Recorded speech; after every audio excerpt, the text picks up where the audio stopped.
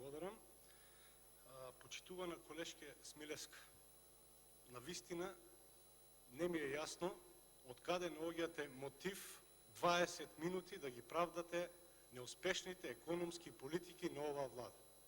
Навистина е многу тешко 20 минути да изнајдете толку многу реченици, претежно преточени од оние ваши, како што ги нарекувате, лажни вести за оправдување на лошата економска политика која што ја води оваа влада од самото преземање на власта во Република Македонија.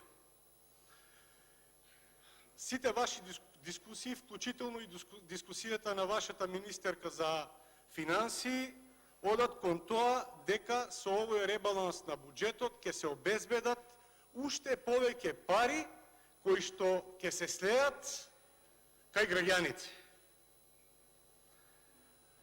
Ќе ве потсетам, како за потсетување, да се вратите, да си го отворите вашиот така наречен план за живот на 49 и 50 страна од вашиот така наречен план за живот и да прочитате според мерката Мој ДДВ, која што ја планирате помпезно во изборната кампања во 2016 година, и според тоа ваше лажно ветување, вие насекаде низ Македонија одите и им кажувате на граѓаните дека согласно оваа мерка годишно ќе се враќаат кон граѓаните 8 милиарди денари.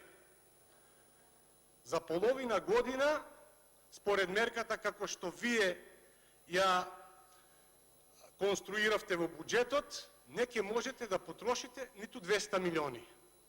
Значи, таа мерка, Мој ДДВ, ви е една од најголемите лаги во вашиот така наречен план за живот.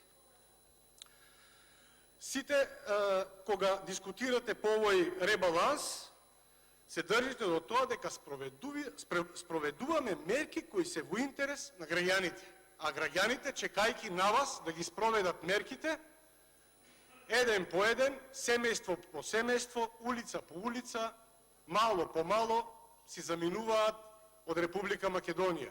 Затоа што, веројатно, со оваа влада не им е дојдено баш и до некој удобен живот да водат во оваа држава. Градите насекаде канализации и водоводи, а според ребалансот кратите 300 милиони денари кои што се токму наменети за изградба на водоводи и канализации во Република Македонија. Веројатно, она што ви го имаат напишано како тези, да го кажувате од оваа говорница, сето она што не сте успеале во изминатата година, во изминатите 9 месеци да го реализирате, треба да го покриете овде со пласирање на лажни вести меѓу граѓаните и целата јавност во Република Македонија.